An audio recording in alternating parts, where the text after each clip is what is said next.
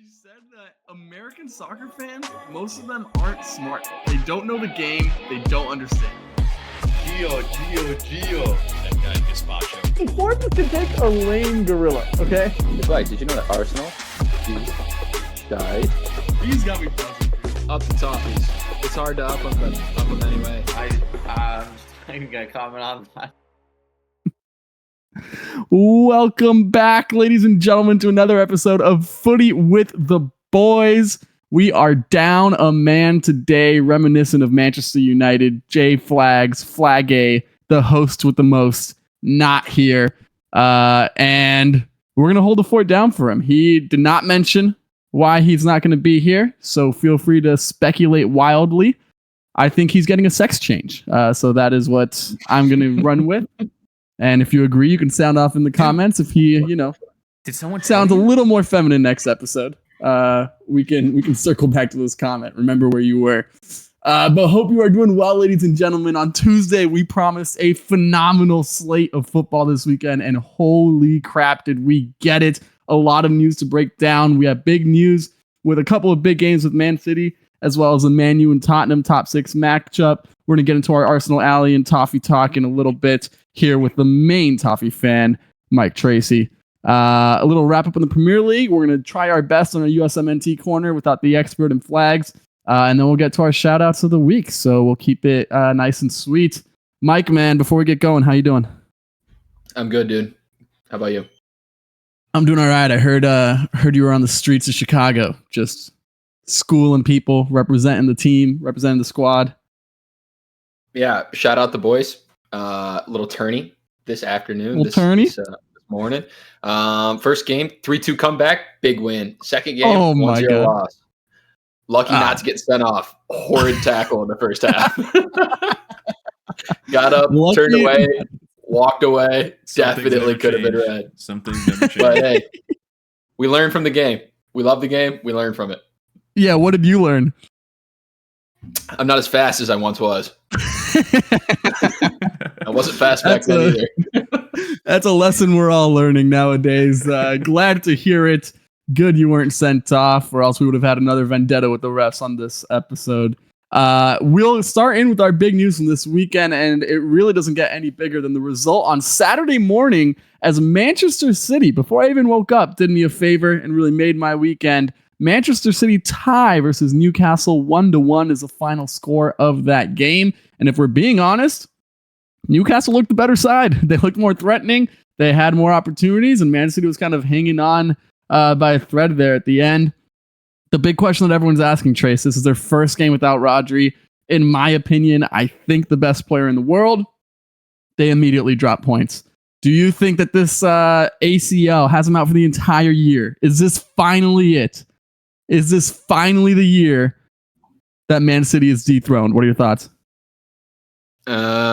It's a major blow, but I don't know. I still think they have good enough players without him to figure out title-winning team. So bad look this week, but I'm not calling it a season on them quite yet. I saw names like Adam Wharton being thrown around for the January transfer window. So who knows if they can get that skinhead, then maybe. That Gundogan signing looking real big right about now. It was a steal before, but he's gonna have to play a major role. Let's see if he still can at his age. But there's no denying the class. Very happy to see them drop points nonetheless, and at the very least, I hope it makes it a closer race. The bigger game, arguably, going into the weekend, the one we previewed last week, Manchester United versus Tottenham. And oh boy, we asked on Tuesday, which one's going to prevail? Which one's going to be the shittier of the two sides? Tottenham with a 3-0 win over Manchester United. Manchester United at home with 2 shots on target versus a top 6 rival.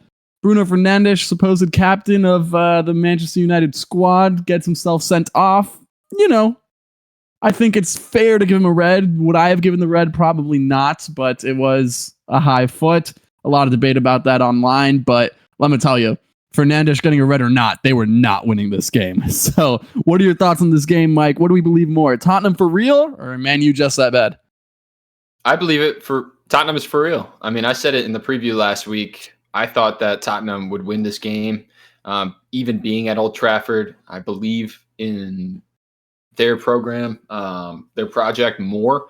I think they have better players, and they showed it today. Man U wasn't in this game whatsoever, and Ten Hag's running out of excuses. I mean, early this season, he talked about his squad not all quite being there. Almost everyone is at his disposal at the moment. Ugarte's playing, started next to Kobe Mainu in the midfield today. Looked horrible. Got ran past several times. I mean, Mickey Van de Ven ripped through the entire team, third minute of the game. No one got close to touching him. Horrible performance. Brennan Johnson could have had another goal. I think he's looking fantastic. Scored like 5 straight now. A little bit of a purple patch, but definitely growing into being a cemented starter. Timo Werner looked horrible. Not ambitions. Yeah, Timo Werner, not the guy. Never was the guy. Still not the guy. What is it with Man U being obsessed and just say, hey, I want to buy fake thugs who can't run because they got another one in Ugarte. So I don't get. I don't get the plan. I personally think this is more Man U being stinky. I think they're trash. I think they're atrocious. Long live the Erik Ten Hag era, second best manager in the league to Pep, according to him. And according to me too, stay in the job. Rome was not built in a day, or in 3 years now. So Nick, how's that Man U top 4 take looking? It's looking bad, and you know what? I'm not too upset by that. You know, if Man U had finished top 4, I can pat myself on the back, and if not, then I'm feeling great because screw the Red Devils. Long may it continue as always. I will say, I do think this is more Man U being shit, but you look at that score sheet, Brennan Johnson, Kulusevski, and Solanke, those are 3 guys who really need to step up for Tottenham, and hopefully that gives them some confidence if you're a Spurs fan. Good to see some of the auxiliary players in the attack stepping up, not over-relying on Matters and Sonny, of course. So Sonny, who didn't play, right, I believe? Or did not play, got called out of the game just before. Yeah, so, I mean, that is important for them to step up versus a bottom half team in the league, apparently, but still a big occasion nonetheless. Big games all around. Of course, the game that I was most locked into this weekend was our Gunners Arsenal at home to Leicester. Whew. Oh boy. Was this a hell of a game? Arsenal come out on top 4-2, but it takes 2 extra time goals. Tracy, we're texting each other back and forth. It's the 90th minute. Things are looking nervy. What were your thoughts as you saw Arsenal 2, Leicester 2 with 8 minutes to go? I thought Leicester were going to see it out. I thought they kind of earned it. Arsenal was dominant through vast majority of this match, but then they let Leicester hang around. Took 2 really good goals from the right back there. And then it just broke down. And of course it was a corner kick. We watched Leicester defend Arsenal corner kick after corner kick. They did pretty well. Gabriel won a few, but I mean, shout out the Leicester goalkeeper. It looked like he wasn't going to let another one go by him. He made I don't know how many saves, but ridiculous. He was a stone wall.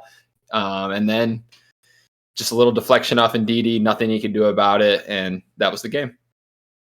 Listen, I mean, 17 corners, as Palmer's showing right now, is absolutely insane. We were dominant the entire game. I think it's a deserved 3 points. You do feel for Leicester a little, but let's be honest, the first goal they scored is off a deflection off Havertz's shoulder. The second one is an absolute peach that can win goal of the season, in my opinion. But we had like 30 plus shots. Saka himself had 8 chances created, more than the likes of like Salah and Diaz from throughout the entire season. I mean, it was a absolute domination. 3 points does not flatter us. A spirited effort from Leicester, but I think Arsenal do get what they deserve at the end of the day. More than anything, very excited, very happy for Gabby Martinelli. I know he kind of ran out of legs in the second half, made the switch for Sterling, who else looked sharp, but goal and assist in the first half. He needed that confidence. He's been playing better these past couple weeks, but getting on the score sheet is really going to help him out, so I'm really excited about that. And I was critical. of Leo Trossard being the starting 10 for the game, but boy, did he leave his impact on this with goal. And I mean, I'm going to call it his goal for the winner anyways. In like the 80th minute, they made the adjustment. I don't know who it came from, if it was Trossard or our set pieces coach, and he shifted to that back post, and boom, that is where he scores from on that final corner kick of the game. Brilliant from Arsenal. I don't think I learned anything about them mentally. I've said this many times before. I think we're mentality warriors at this moment, and I think there's nothing that can really keep us down. 2 extra time goals doesn't say like, oh wow, we're gonna fight till the end, because I already know we're going to. But a big 3 points nonetheless, especially given that Man City drops points, and especially given that Liverpool's still looking great. So huge win. Very impressed with Calafiori and Timber as well. Love to have them as the outside backs. This team is so tactically gifted with those 2 guys in the outside backs. And last shout for Ethan Nwaneri. Oh my days. That kid is ready. That's why I didn't want Trossard starting. I thought he should have gotten the start, but Nwaneri came on and was incredible. Immediately looked like the best player on the field as soon as he touched the ball. Could have scored a goal on the first run of the game. He's brilliant. I'm excited to see him soon. I hate gassing up our youngsters because it's a lot to play at this stage, especially for where we are at now, but he's ready and he's for real. So excited to see him in the future. He had a brace in the midweek as well, in the Carabao Cup or whatever it's called now. So shout out to Arsenal just for getting those 3 points and really not spoiling my weekend, because a 2-2 draw at home would have felt like a 3-0 loss. So very happy that we came in with 3 points here, although probably not as happy as one Mike Tracy watching his Everton Toffees pick up their first win of the year. Everton 2, Crystal Palace 1. Everton out of the relegation zone, 16th in the table. Mike, your thoughts on the game? Holy crap, dude. We won a game. And we did it by coming back after being down a goal. So huge performance. Welcome back, Jared Branthwaite. He was in the starting 11 for the first time this season. I thought the 11 looked good. We had Mikalenko back, which is big as well. Ashley Young played a fantastic game. Midfield was strong. Those front 4 continue to work well together. Fantastic. I don't think Crystal Palace is overly good right now. I mean, obviously, based on their record. But we responded well after the goal went in. We dealt with pressure. We really didn't let any of those front 3 players create much, especially Eze. And then Dwight McNeil was fantastic. He's been playing that 10 position, more inward, and then Ndiaye is going out to the left wing. It's working out fantastic. The first goal is a peach, absolute banger. Left foot's a magic wand. And then the second goal is very well taken as well. Fantastic performance. I mean, I was really down on the team all season, rightfully so. We were crushed. It's at home. A lot of the first win for a lot of the guys in the squad, because we have a lot of new players. That's huge for mentality and believing in things yet to come. I mean, we still have Broha to come back. He hasn't featured for the club yet. I'm feeling pretty good. I mean, Dom's playing okay, but still not scoring goals. That young guy who's hungry, I think he's pretty talented. You slip him in there, things are looking good. Yeah, it's definitely a positive. I mean, I wouldn't pin all my hopes on Broha looking great, but in our next 5 games here, we have, in the next 5, you're going to play versus Newcastle, who more talented for sure, and a Fulham team that's been looking on fire to start this season. But you have teams like Ipswich, you have a team like Southampton, you have a struggling West Ham in these next 5 games. Yep. Fast forward to early November, Trace. How high up the table do you think Everton can be? At least feeling more safe. I think we could put some distance between us and the teams who still are yet to win. I think 2 wins is the minimum out of these 5 games we mentioned. And I expect more, because I think we're better than Ipswich and Southampton. And then a team like West Ham or Fulham, one of those games could go our way for sure. It's a good stretch. We're really dodging any of the big 6 clubs. So got to maximize the points. Yeah, narratives flip quick, because I don't think we shit on Deitch for the past couple months here. I don't think we really gave enough credence to the idea that, hey, you're missing probably your best player in Jared Branthwaite. You're missing Broha is still not in it, and you're trying to integrate a lot of guys into the squad. Mikalenko's out for an extended period, who's arguably a top 3 or 4 player for you. So narratives flip quick, and this team is getting, stronger now that we're into these first couple games of the season, and hopefully that continues. Speaking of Branthwaite, he does make his return. Who's the more important player right now, Branthwaite or McNeil? I think it's got to be McNeil. Goals are the hardest thing to do in the sport, and the goals are falling to him right now. I mean, seriously. Assists, finishes, he's doing it all. And in an attack that's not overly lethal, it's so important. Yeah, I mean, he is probably one of the more underrated ballers in the Prem right now, I would argue. He is.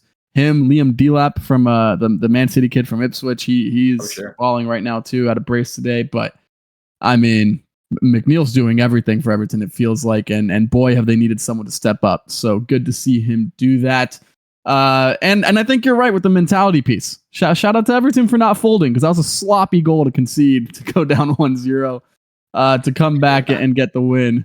I think it's going to do a lot to help their confidence. I cannot believe there are 5 freaking teams, 5 or 6 teams still left in the Prem who have not won a game. Like it is absolutely. I know Ipswich was tied 4 times, but they still haven't won. It is 5 teams right there. Crystal Palace, what happened to Glasner? Jesus Christ. They look Anyways, horrible. we will move. I do like Glasner. Hope he gets better. And we're going to touch a little bit more on Crystal Palace later. But before we do, we're going to go ahead to our Premier League wrap-up. As like we said, we talked about these 3 games, but there was huge matchups throughout the week. Liverpool 2, Wolves 1, as Liverpool go top of the table. Again, Wolves still looked solid, but they can't find a way to get any points or anything from these games. I'm still backing them. I like what I see. But Liverpool go top of the table. Arne Slot's era is here. I said it from the beginning. I like the football that they played. It could be, against Nottingham, we saw it not work out, so he might have to adapt as people continue to figure him out. But big win there for Liverpool. Ipswich 2, Aston Villa 2, and arguably the most surprising result of the weekend. It was a bad evening for Unai Emery as he drops points to the newly promoted side. Chelsea 4, Brighton 2. I did say Brighton would be exposed as frauds in this game. I don't think that's happened. I think instead we got introduced to, I think what we can all agree now is an absolute star in Cole Palmer. I was critical of him last year, but 4 goals speaks for itself. And wow, that team is moving right now. Maybe this $1 billion bottle job isn't appropriately named anymore. They seem to be pulling it together here at the start of the season, and hope it fails quickly. Fulham keep up their hot form as they take out Nottingham Forest, who gets their first loss of the season, 1-0. Raul Jimenez with the goal there. Brentford won after scoring in 20 seconds again. West Ham won, who salvaged a point when they badly needed 3, but they'll settle for the draw. And of course, the shittiest game of the weekend, Bournemouth and Southampton, still to play tomorrow. We will not be recapping that game on Tuesday. So that is our Premier League wrap up. Mike, I think I know what you're going to say, but what caught your eye this weekend? Cole Palmer, 4 goals. Call back to last season. I mean, that's no brainer. 4 goals in the first half. Want to call back to last season. Shout out myself, but shout out the pod as a whole, because I think we were all in agreement. We compared Chelsea and Man U because they were on equal footing, and we said, which project do we believe more? Who's going to be more successful? We said Chelsea, and that's been the case. I mean, we talked about the youth, the number of players, the quality that we thought was somewhere in the squad. They're setting themselves at a higher standard and are just outside of the top tier of Premier League teams, in my opinion. Cole Palmer is special. I mean, the free kick was insane. He did more than even the 4 goals showed. Could have had an assist or 2 if Nicholas Jackson had his shooting boots on the day. The impact's unreal. Mike, let me ask you a question as Palmer, if you can pull up the lineup for this team. You say they're right outside the top tier. Chelsea, favorites for 4th? Champions League football back at Cobham next year? What do you think? Yeah, I mean, I would think so. They don't have to play in Europe this year, where Aston Villa will be stretched with it. Yeah, I think the big 3, Liverpool, Arsenal, Man City, will finish somewhere in that order, and then it'll be Chelsea. Yeah, listen, I mean, moving Cole Palmer to the Den was essential after we saw what we did last season. Personally, I was critical of Cole Palmer Called him a bit of a Bruno Fernandes in that first season where we saw him play for Man U and put up big numbers. Excuse me. I thought Cole Palmer would regress this year. I was wrong. I was very wrong. It seems like we have a special baller on our hands here. He is very good, very gifted. I think, technically solid enough to be a high level performer, but that left foot is special, as we saw in his 4 goals and that free kick especially. Jesus Christ, just put that in top bins. And it was huge because Gallagher was in the 10 last year, and that was just not it. I think building around Palmer was the right move, and I think you might be right. Top 4 doesn't seem like a too far off of a prediction for Chelsea here. Interesting, very interesting. I think they'll still get exposed sometimes. I still don't love the pivot of Enzo and Moises, but outside of those 4 goals, really for me, the biggest thing that caught my eye this weekend, Aston Villa, once again, just so hard to figure them out. They're world beaters one day, and then they're tying Ipswich the other. That is a bad look for a team that is supposed to be progressing. Unai Emery, I think he is what he is. I don't think he's ever going to be the best. I don't think he's ever going to lead you to a title. And he's going to have moments like these. Trust me, I know. So tough for Villa. Shout out to Ipswich, and shout out to Fulham once again. Arsenal Jr. getting that win there. But we will keep it moving in a bit of a briefer episode today as we get to our U.S. men's national team corner. A couple of things to keep you updated on with some of the main players in the U.S. setup as Ballo, for the second week in a row, scores a goal for AS Monaco. Good to see him firing. We need our strikers scoring goals, and it wasn't just him as Ricardo Pepi picks up his first start of the season in league play for PSV. Does he get 2 goals? Does he really? Oh boy. Yeah. Brace there for Pepe. Good for him. I thought I saw some things saying he didn't look good the first half, so shout out to him for bouncing back. And in less fun news, Chris Richards, as we said, the Crystal Palace center back, is going to be out injured and likely to miss October camp. I don't think anything major, as you see him in a Hoffenheim jersey for some reason. I don't think it's anything major, but he is likely to miss Poch's first camp.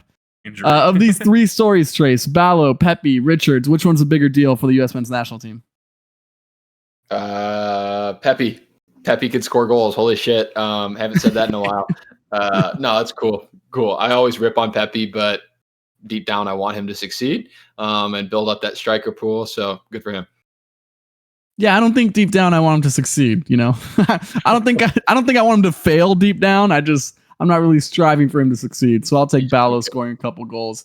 I'm not too worried about Richards. I'm more worried about the person next to him. So good opportunity in the October camp for someone to step up and really show themselves or show Poch that they should be the starter next to Richards. And in our last piece of news here from the U.S. men's national team corner, no, we did not forget him. Christian Pulisic, CP11, the main man at AC Milan. 5th straight game scoring a goal.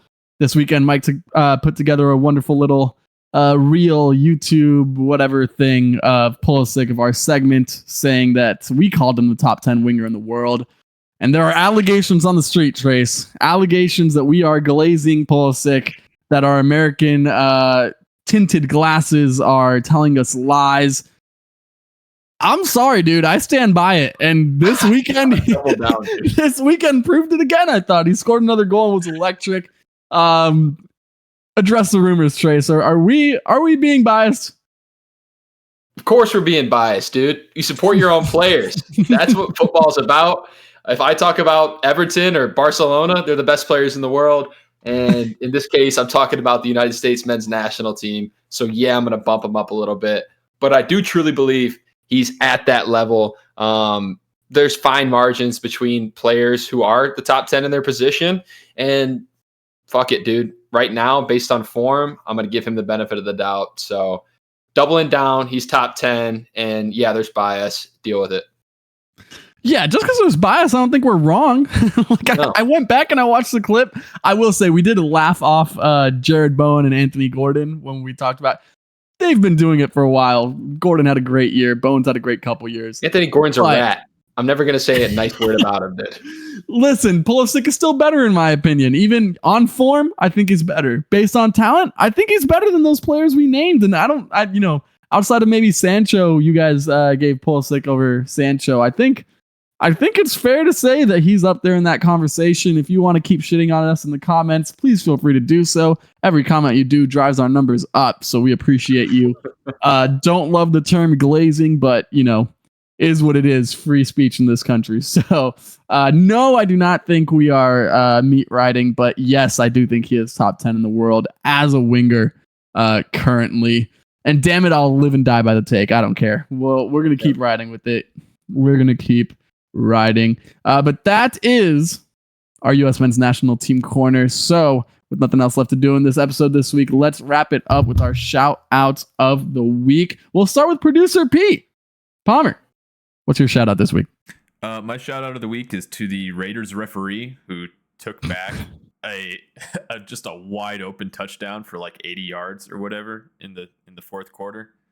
I had the Raiders in my family pick'em pool, and my grandpa was going to take over me with that game, and he ended up getting fucked. So shout out the ref.